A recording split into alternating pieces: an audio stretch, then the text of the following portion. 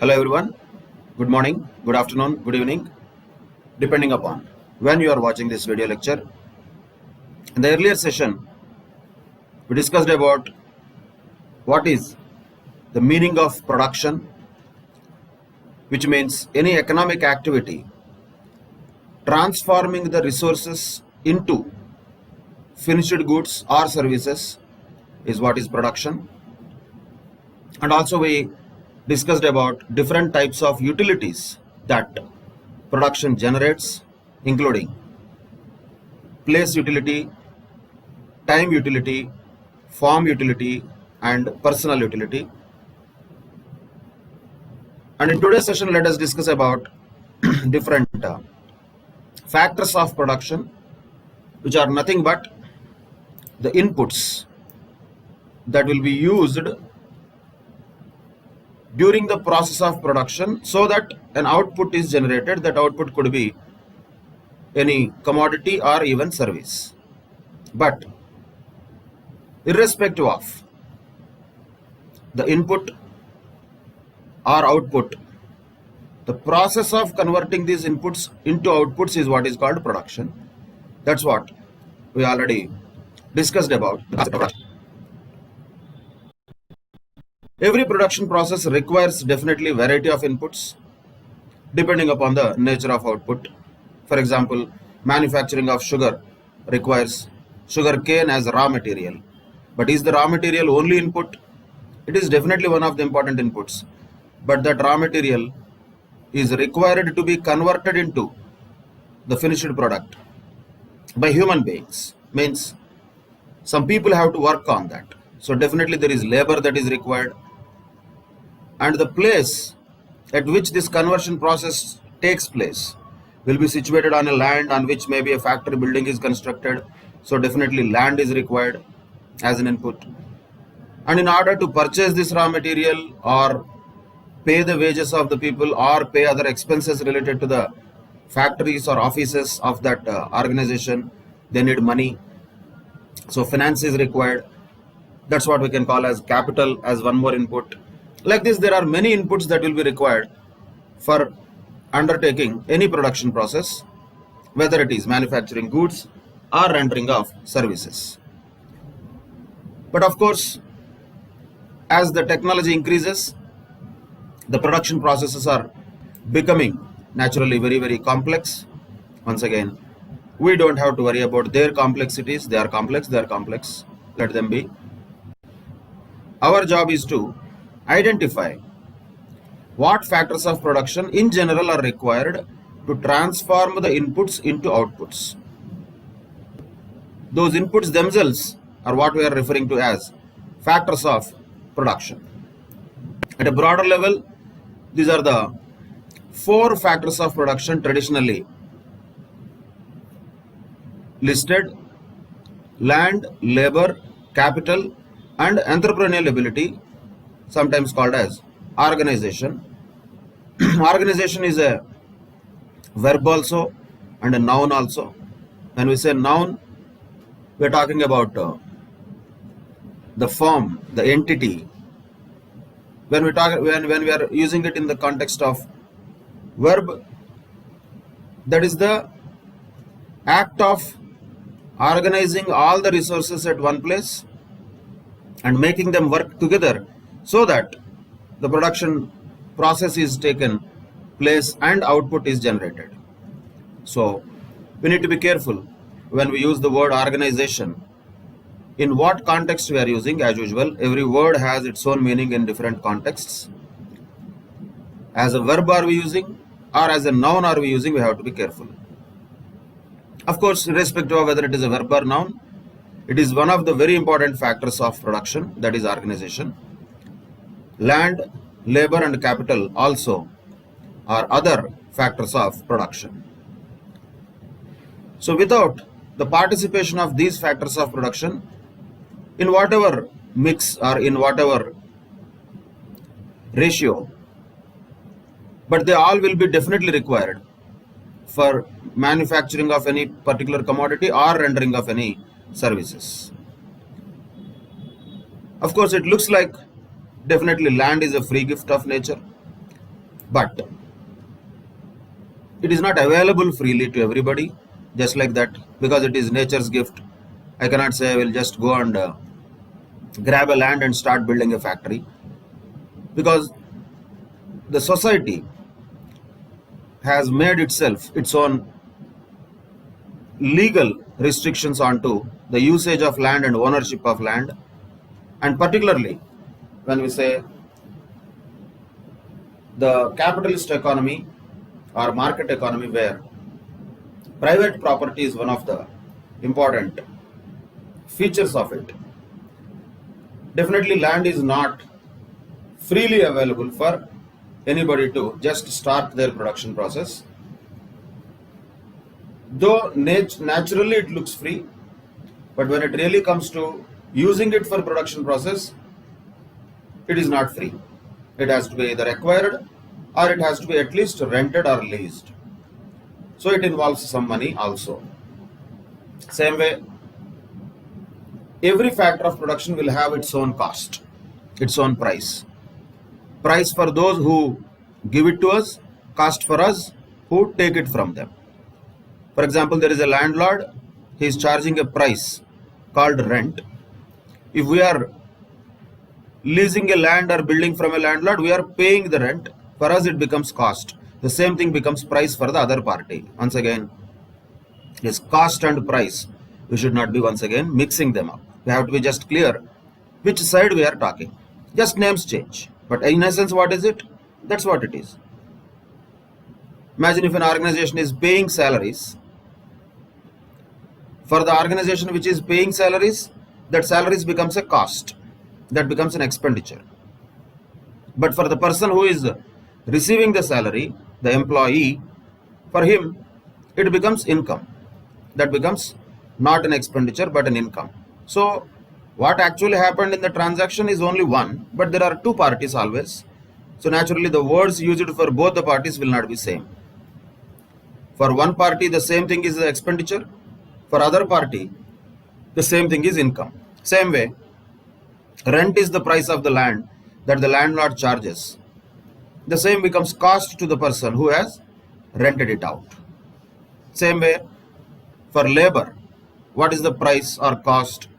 That is the wages and salaries that are paid to them. For capital, what is the cost? In general, for simplification purposes, we can call it as interest. In general, because that is a complex discussion altogether. We have a whole subject called as financial management for it in group 2 of CA Intermediate. But in general, for common man's understanding, what is the cost of capital is interest. Somebody lends the money and receives interest. Somebody borrows the money, same money, and pays interest. So for somebody interest is income, for other person the same interest is expenditure. Always there are two sides of the same coin, that has to be just understood.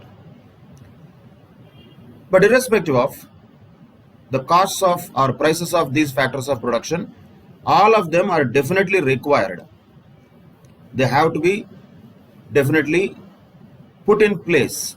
They have to be combined together. And of course, who does that? Nobody can just combine land or shift land from one place to another place, but the other three factors can be transported, shifted from one place to another place. They can be recruited from anywhere, namely the labor, capital and entrepreneurial skills. These three, though all the three are movable, they have to be organized, they have to be brought together by human beings only, by human effort only. No option. Land is something which is there, which will be there, but that has to be used by the human beings, whereas the other three can be developed, they can be transported, shifted from one place to another place by human beings, so that will be well within their control. So these are the four factors of production any organization would definitely require. This can be observed diagrammatically also. What are these four factors of production? One is land, then labor, then capital, then entrepreneur or entrepreneurship skills, or you call it organization, management, whatever the name we give it. That is the activity of bringing the other resources at one place and managing them to work together towards the common goal of the organization, that is naturally to produce something or to render some services and make some money and ultimately make some profit out of it. That is the job of entrepreneur or management, we can call it. So these are the 4 factors of production on a broader basis. But as I told earlier also, nowadays there are different names given for factors of production. In the modern world, we are not using this 4 factors of production. This is more of a traditional classification. Names do not matter much, but still, definitely, the inputs that are required are broadly classified into 5 M's: materials, men, machinery, we can call that technology also, and money, and also most importantly the methods. So methods is what we can also call as organization or the way a particular organization runs. So these are other classification, modern way of explaining or expressing what factors of production are there. But end of the day, names apart, the essence is same. There are many factors of production that will be required. There are many inputs that are required for the production process, and each of them have their own importance. All of them put together only will facilitate the production process. That's what we should take essence from this classification. Now let us understand what is the nature of these factors of production individually, one by one, taking land, labor, capital and entrepreneurship separately. This is more of a generic discussion. There is nothing much technical about it. So I would suggest you read through that generally without much of a research orientation. Just general reading is enough. And those are mostly self-explanatory. So like a newspaper, like a novel, you can just go through these items. There is no special discussion that would be deeply required about these factors of production. Though it is mentioned that these are discussed briefly here, unfortunately that is not true. Each of them has been discussed almost reasonably extensively. So let us really go through them quickly and let us discuss them really briefly, one by one. What is land? See, normally from a layman's perspective, land means what we see, earth, the soil of the earth, what we see. But for economics purposes, we don't consider only that as land. So it is not just the earth's surface. It is of course land, but includes all the other things which are related to the land, which are related to the nature, including the fertility of the soil, water, light, heat, natural vegetation, etc. All of them and all natural resources, all of them put together, we are calling it as land. So don't take the land word very literally. Land is not just about the earth's surface or the soil that we see. That is land, of course, also, but not just that. Anything above that, anything below that, what is part of the nature is also land as far as economics is concerned. That is what we consider land as something which is the nature's gift, where the human beings can only exploit it, but they cannot create it. So simply, what is land is any gift of nature or that part which belongs to something where human effort is not possible now, or maybe it is a result of the human effort made in the past, but that we cannot trace it. But still, basically it is the gift of nature. That's what we call as land. So what are the characteristics of this factor of production called land? First and foremost, it is a free gift of nature. Second, the supply of the land is fixed. You cannot increase the supply of the land. It is as it is. Then we may say, we can increase the supply of land now. We can have artificial islands within the sea, just like some of the islands we see in Dubai or some other places. They have increased the supply of the land. Again, we are forgetting. Land here we are not talking about. Once again, Earth's surface. Sea is also land. If a part of the sea is converted to an artificial island, nothing has changed. As far as our definition of land is concerned, earlier also it was land, now also it is land. So land is strictly something which is limited in quantity. We cannot increase that. We don't have any choice of increasing that. Whatever is there, it is there. Coal, for example, gold, for example, crude oil, any mines, minerals, all the metals that are available beneath the earth, we cannot increase their supply just like that. We can extract them little bit faster or little bit slower, but whatever is there beneath the ground, that we cannot change. That is not in a human being's hands. So land is that factor of production we are talking about, which cannot be having any increase of supply due to human efforts. That is not possible.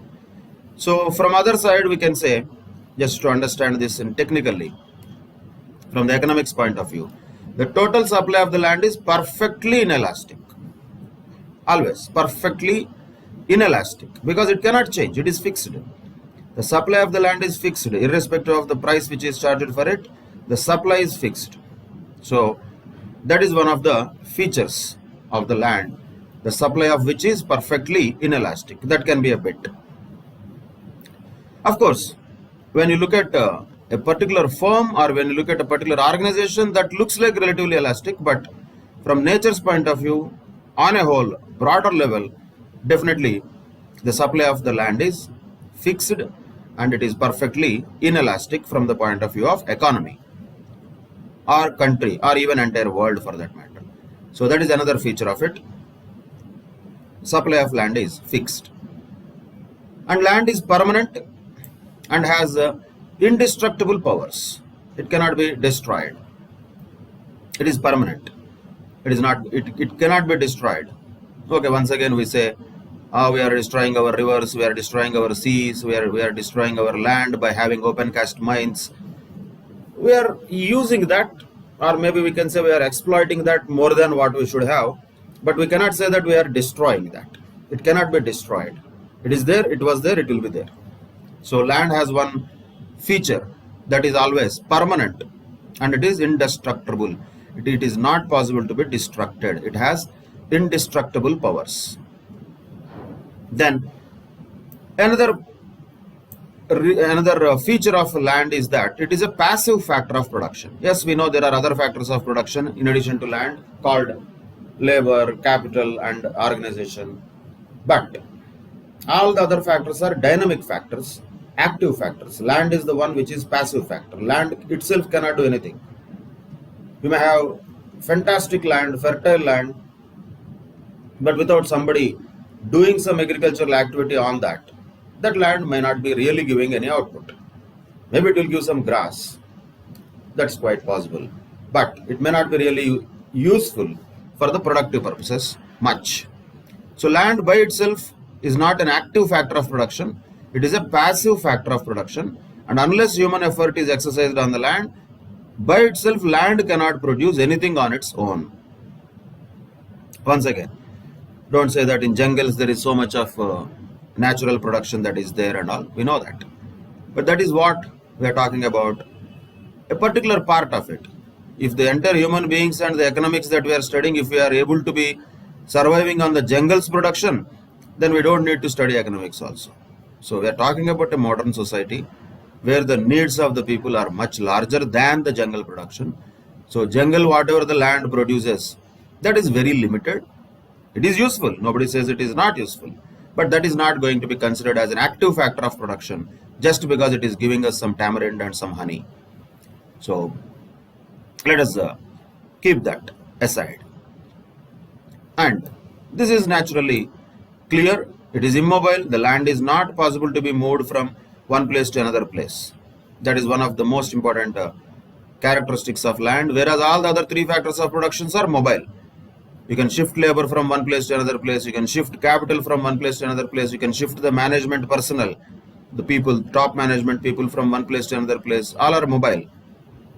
But land is not mobile. That is immobile. It cannot be shifted from one place to another place.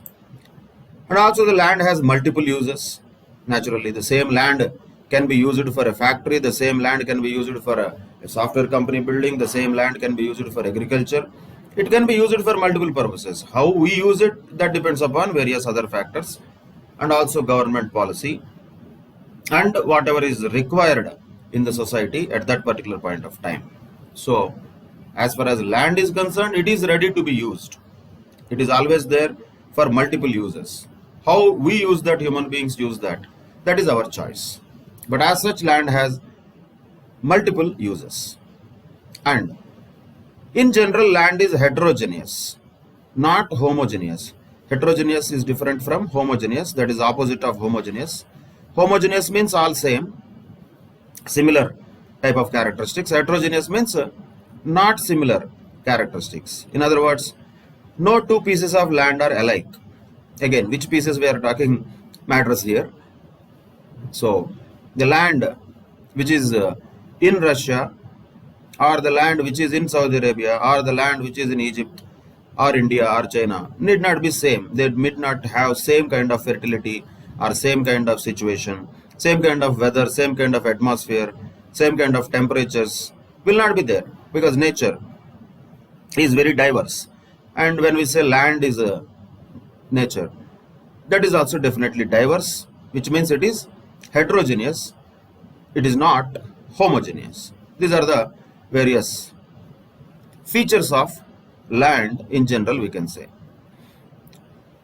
Then comes the other factor of production, that is labor.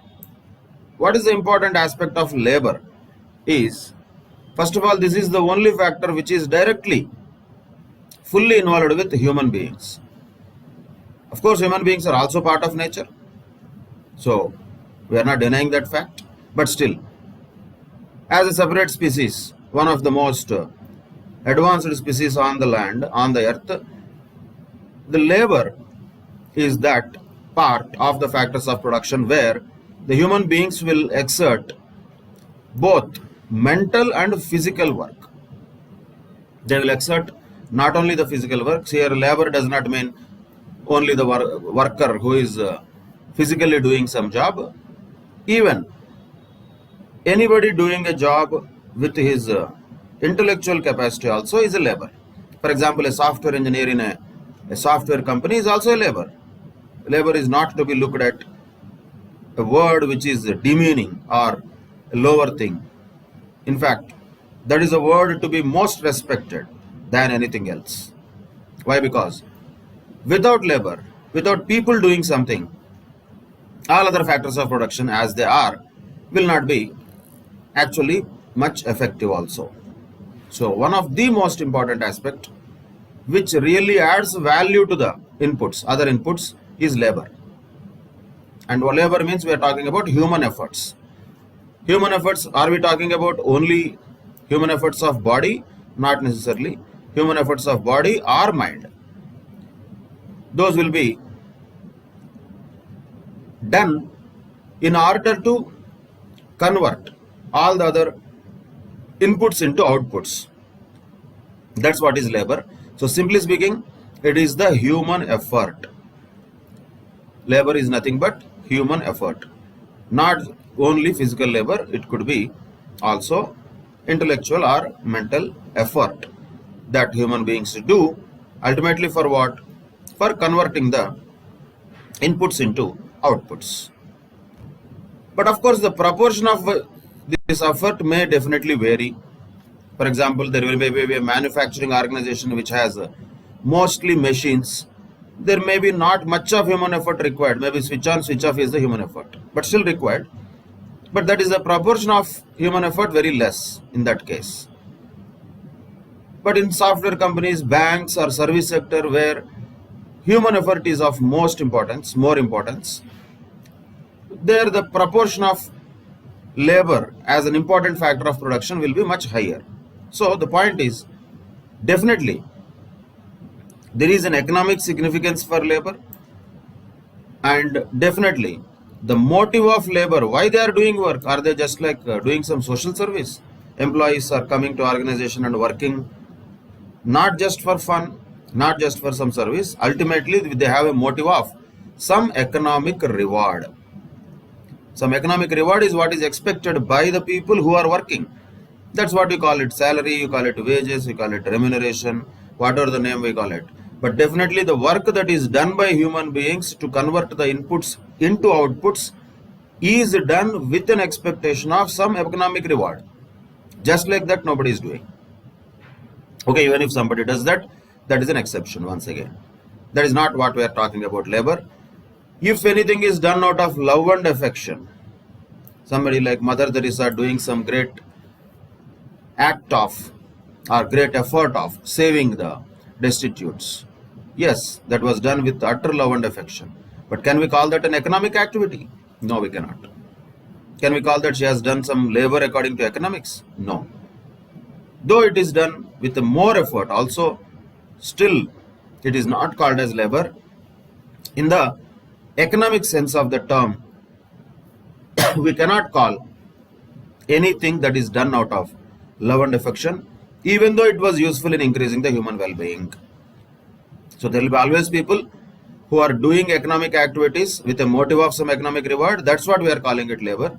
And there are many more people also who are working without any motive of economic reward, just maybe out of love, affection, and nowadays called passion. Still, whether they get economic reward or not, if they get economic reward, then only it is called labor from economics point of view. If they are doing only for charity, if they are doing only for just their own satisfaction, that cannot be called as labor. How much work, effort at our homes our mothers will do, the domestic work in general. Again, I'm not telling only mothers should do, but in general, how much effort, how much human effort is required daily? What are we talking? If you just imagine, that is a tremendous effort. Tremendous human effort is required in order to just raise the kids, and that much effort mothers will do. They have been doing. But is it economic activity? Are they doing with some motive for economic reward? Definitely not. They are doing it out of love and affection. So as far as economics is concerned, it is not labor. Don't think we are disrespecting their effort and all. No, no sentiments here we are talking about. We are talking about economics. From economics point of view, it is not labor. If it is done just for the sake of pleasure or just for the sake of love and affection, that cannot be treated as labor. So as an example, same thing. Somebody doing work at home, the domestic chores at home, cannot be treated as labor. But if a maid servant is coming and doing some work, that is labor. Why? That maid servant, he or she, is doing that effort with an intention of getting some economic reward. That is their monthly salary that we pay to them. So to understand it simply, if a person just sings for the sake of pleasure, it is not labor. Though there is a lot of work, lot of effort involved in it, no doubt. We are not disrespecting that work. But what we are telling is it is not labor, sir. As far as economics is concerned, it is not labor. On the other hand, if a person sings against payment of some fees, then that activity signifies labor. However bad he sings, however worst he sings, we don't care. When there is a economic activity, then only the work done by, the effort done by, or the mental or physical exertion done by human beings is called as labor. That is the essence that we should draw from this paragraph. Very important to understand the concept of labor, not generally. See, all the general words are different. Land, what we look at land is in a different way. Normally land for us means only the soil of the earth. But economics will look at land in a much broader perspective. Labor is reverse. Normally we look at everything as labor, everything as work. A lot of work I am doing. Good. But if it is not involving economic activity, we cannot consider it as labor for economics purposes. So we have to clearly understand them from the economics point of view. General point of view is anyway there. That is personal for each person separately. That is about the essence of what is labor in a nutshell, we can say. And what are the characteristics of labor? Naturally, the labor involves human effort. It is not just automatically happening, and it is not a passive factor, it is a very active factor. Human effort is very much required in order to call it as labor. And once again, that effort need not be physical effort only, it could be even mental or intellectual effort also. But while this effort is done, because people are working at a common place, there will be a lot of other factors also will naturally be involved. Like for example, leisure, fair treatment, favorable work environment. They will become essential for laborers, whoever is the laborers. These are normally expected from the working environment. Little bit of rest should be there. Fair treatment of all the people should be there, not like slaves. Favorable work environment is always expected or wished by the laborers, because one point we have to keep in mind, all other factors, whatever important they are lifeless. The one factor which has life, which has most importantly emotions, is humans. And that has to be done, that has to be actually directed well, so that the human effort is giving us a good productivity. If that is not managed well, then naturally such organizations will fail, where their people, human resources what we call, are not performing well, because the organization has not created a favorable work environment for them. There will be organizations of both cases, both types. Successful organizations are always those which have taken care of their employees. Simple point. All successful organizations, big organizations in the world, they take care of their employees like anything. They really value the employees as assets, as resources. That is why we call it human resources. Though they are not on the balance sheet asset side, that is the real asset for many organizations, which at least they identify and consider. Yes, there will be some organizations where they think that this labor who are all coming are just inferior people from whom we have to get the things done by squeezing them, exploiting them. There will be organizations like that also. But the history shows such organizations never flourished for a longer period of time. All the organizations which have big history, most of them will always have a common point of handling their human resources very carefully. So handle with care is very important, because human beings are sensitive, human beings are emotional. So they need certain requirements to be fulfilled. They have to be fulfilled. They have to be at least made available to the laborers or employees, we can call. So that is one of the first characteristics of it. Labor involves human effort. And labor is perishable. Perishable. In what sense labor is perishable? Because it is one day's work. If you do it, then only it is done. Can you say that I will store my labor and I will do it later? Not possible. It cannot be completely recovered by the extra work on any other day. Once work is done, it is done. Not done, not done. We cannot say whatever the effort that I could have put by working, I will store it and I will accumulate it, and after some time I will unleash it so that I will get the work done. It's not going to be practically possible. So I would rather actually say labor is perishable is not so correct statement. Time is perishable, so labor also is perishable, because labor is so linked to the time. Because of that, let us say if one particular employee has not attended the office one day or not attended the factory one day, whatever the time he has not worked, he cannot bring it back. Whatever he works next day, that is separate work than what he did not do the earlier day. He cannot do that work once again, not possible, because that is over. That time is gone. Whatever he is doing next day is completely different work.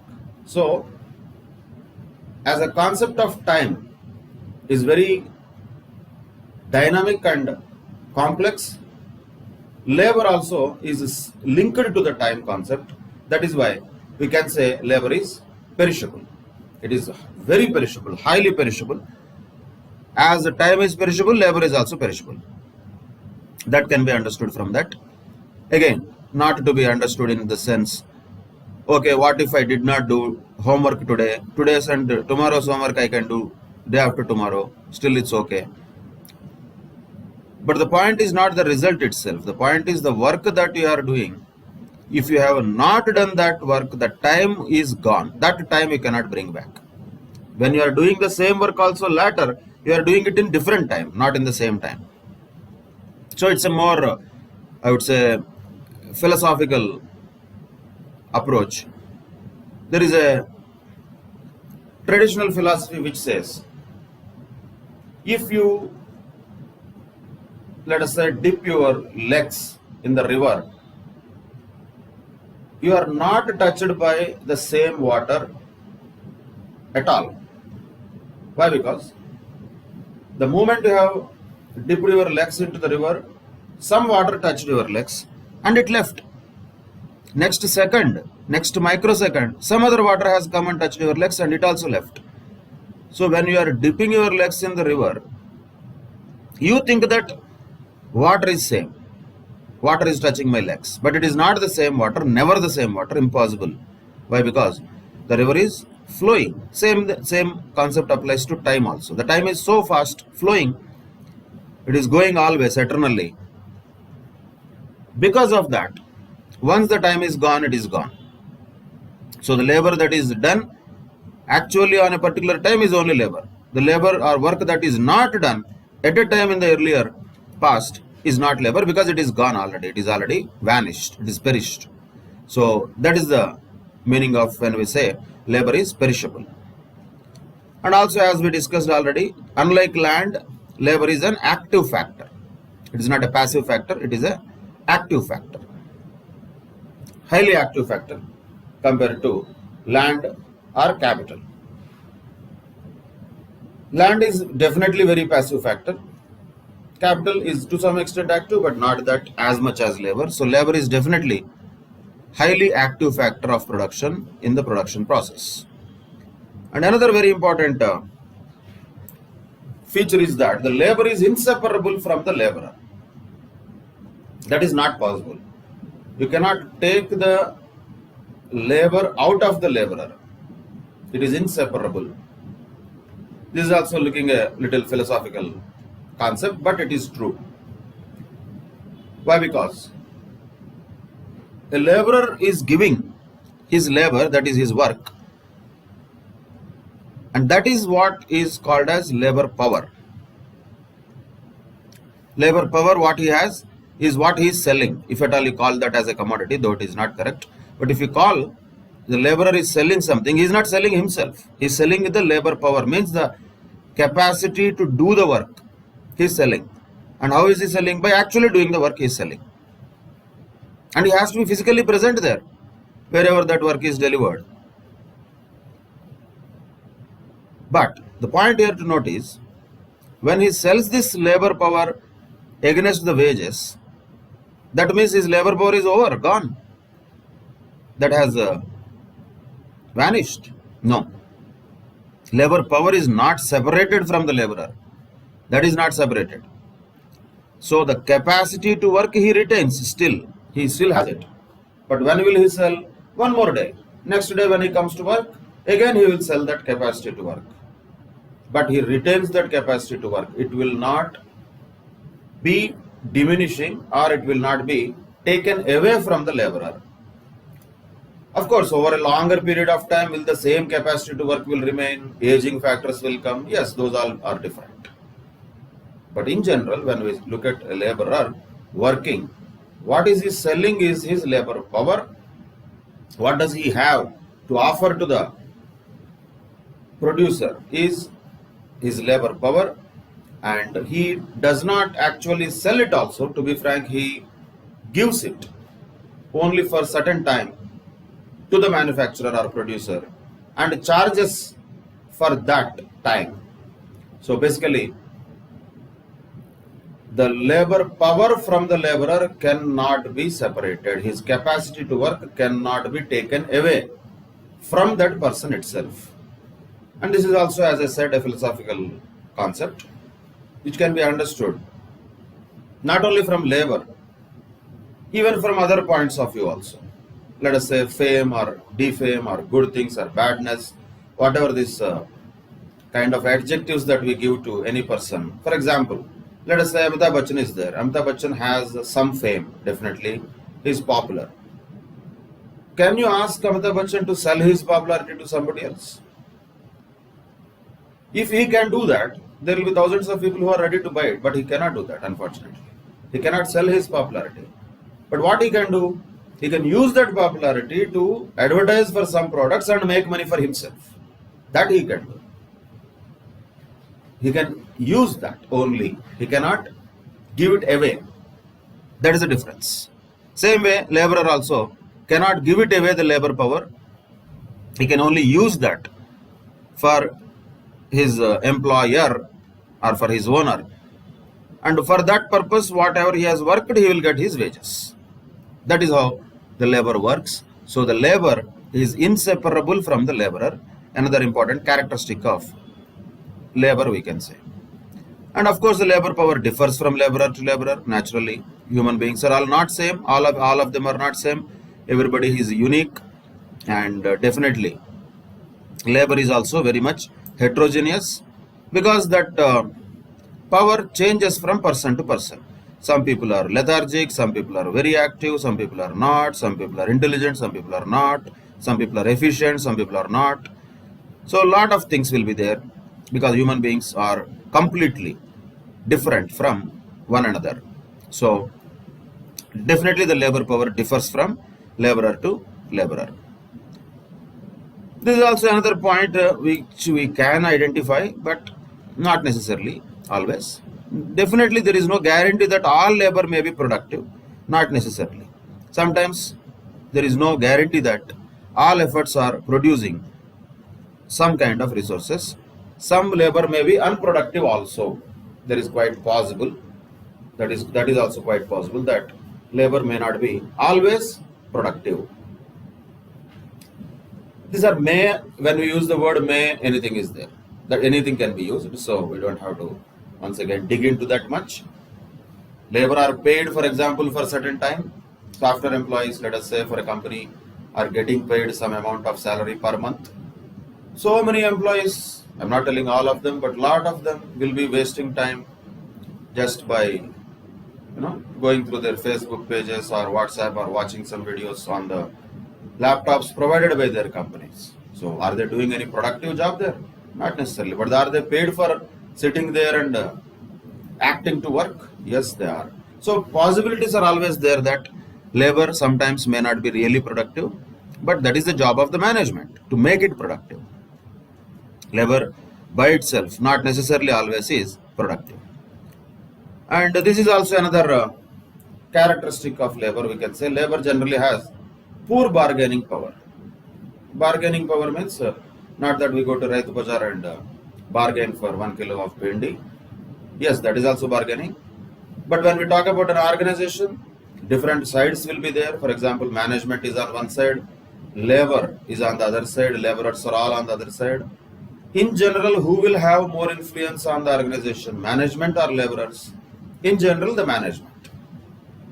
So the laborers, though they are high in numbers, though they are the ones who are number-wise majority, still they will have poor bargaining power for many reasons. For many reasons. One of the reasons is that they cannot store their labor. They are compelled to work always at the wages which are offered by the employers so that they have a living. Most importantly, why they have poor bargaining power is their social condition, economic condition is not supporting them to have that much power to get the things from their management with a raised voice. Of course, are there not labor unions Yes, there are labor unions which effectively try to increase the bargaining power of labor by collectively bargaining. That is why it is called collective bargaining when we use the word labor unions. Labor unions try to do that. But by themselves, the labor generally have poor bargaining power, and generally those are exploited and they are economically weak. Employers, owners, the so-called whatever, the capitalists, those are all the ones who are more powerful compared with labor, and they will exert more influence on the labor. Depending upon the other factors also, once again, social, political, economic situation of the labor and the country in which they are operating also matters. So a lot of countries have strong labor laws where the labor still have reasonable bargaining power. Depending upon the country's position on the labor laws, the labor will have more bargaining power or less bargaining power, and that is also not like standard. That will also vary from time to time, place to place, country to country. That is quite natural. For example, in say 2-3 decades back, in India, laborers had a good bargaining power reasonably because of strong labor unions. But slowly over a period of time, when the labor unions have become weak, and labor unions have, even the union leaders also became more selfish. Rather than representing the labor, they started representing their personal selfish interests.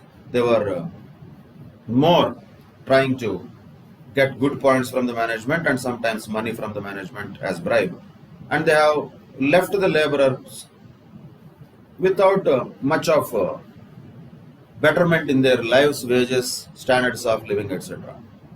But this happened not just in one day, it happened over a period of time, over decades of time. Once again, in India particularly, if we say, the labor has the lowest possible bargaining power ever. Earlier, I don't know, but I used to hear, if railway employees call for a strike, the entire India was on halt.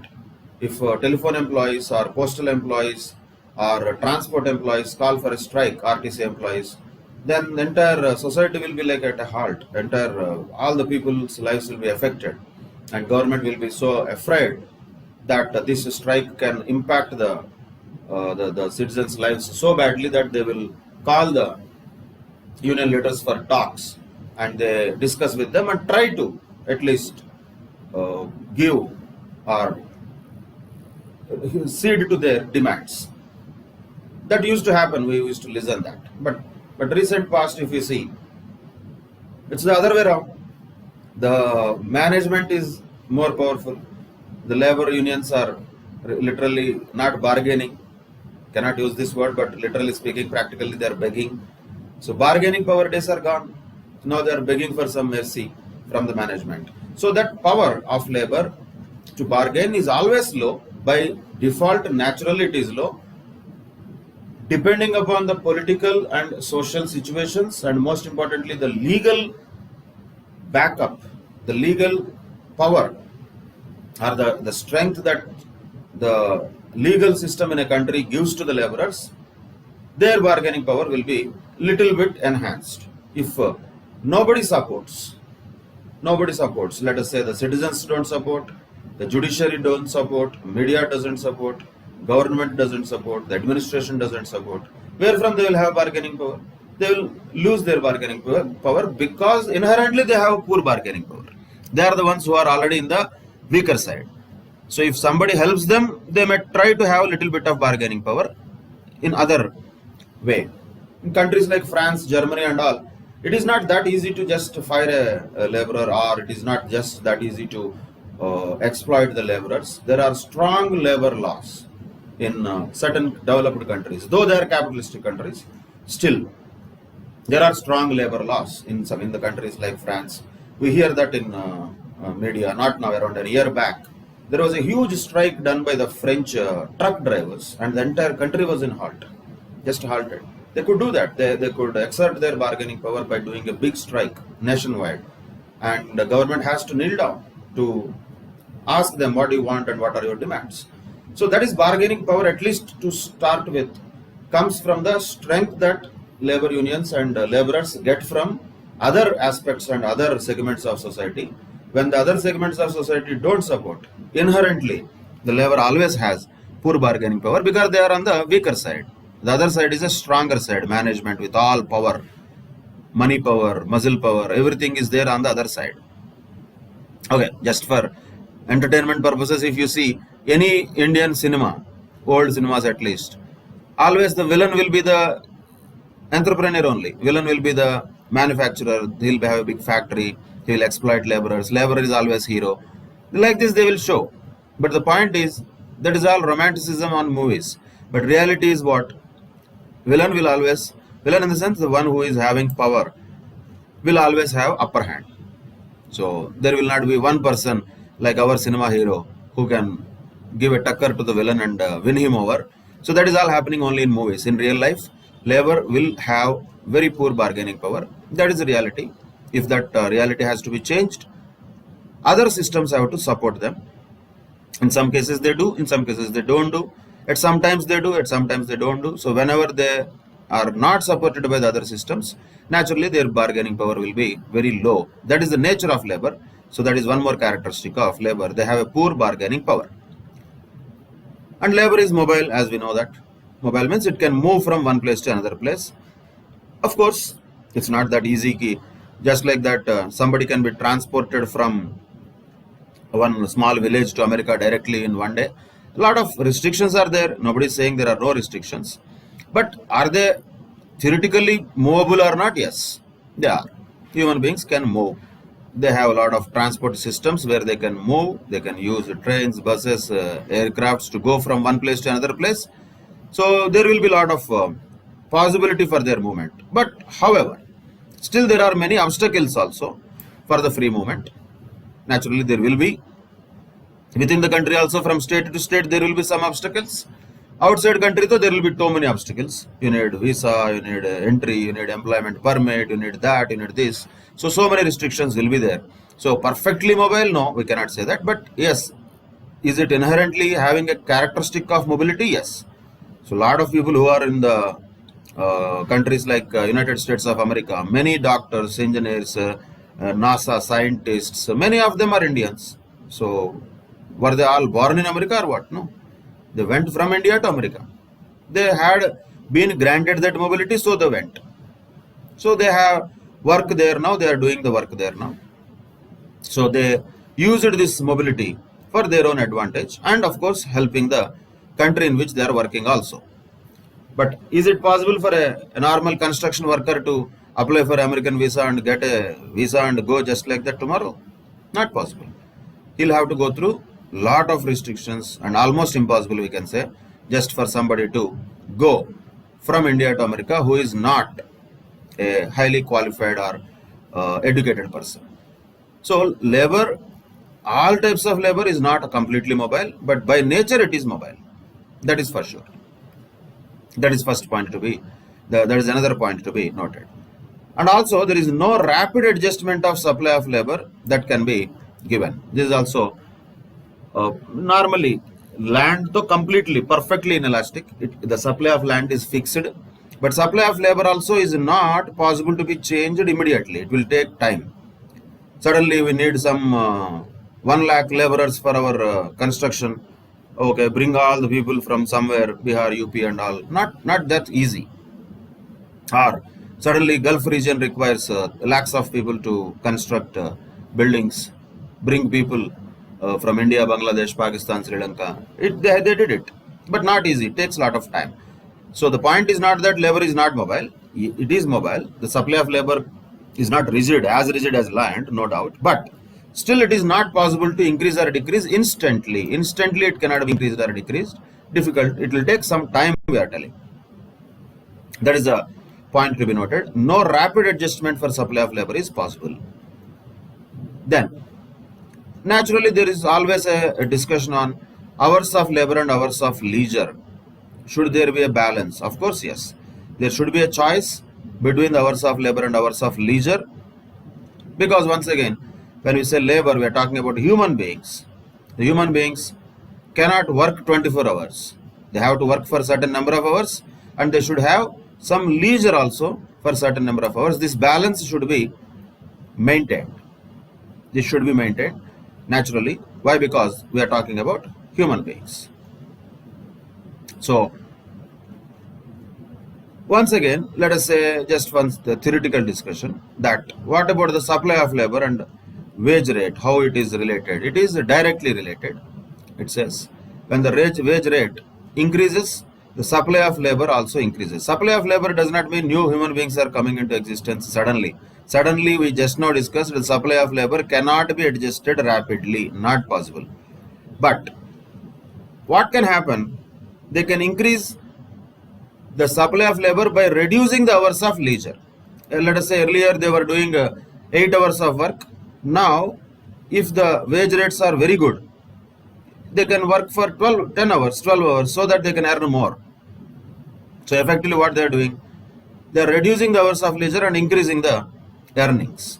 Like that the supply of labor can be increased when the wage rate is higher. Of course, a counter argument can also be there for this. I don't want to enter into that. This is only just a generic thought. What might happen when we talk about people, if we say that this is what happens, we are fools. Nobody can say, whoever that may be, that this is what happens in case of human beings. If somebody says that this is exactly what it is going to happen in real life, naturally that is foolish. It will not happen like that always. It is a possibility. Is it possible? Yes, it is possible. When the wage rates are high, people might reduce their leisure time and they might increase their working time, by which the supply of labor can be little bit more. Is it possible? Yes, that is there.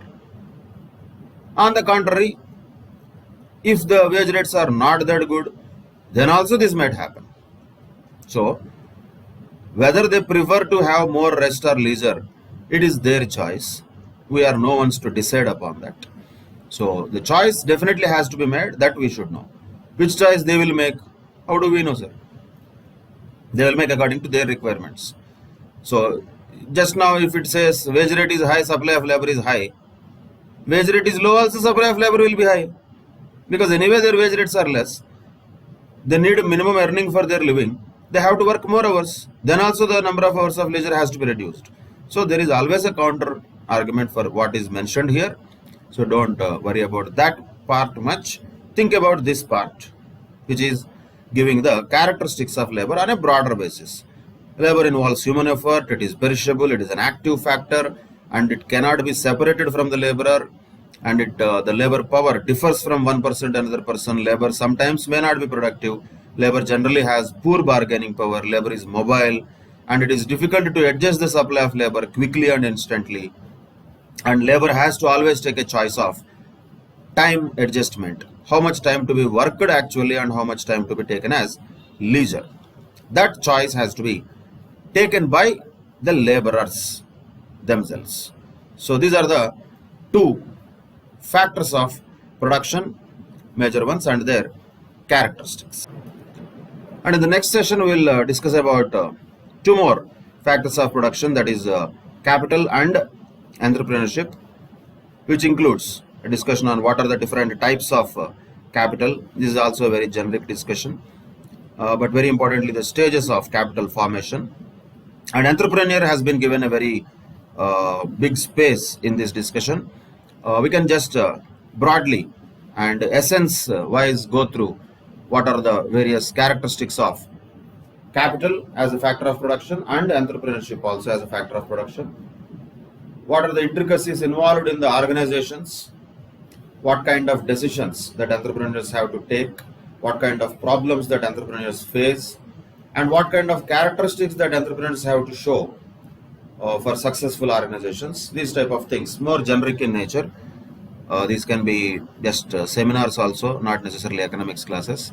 But still, since those are all there as part of this study material, we will discuss them in a very generic manner in the next session. Till that time, take care. Bye-bye. Thank you very much.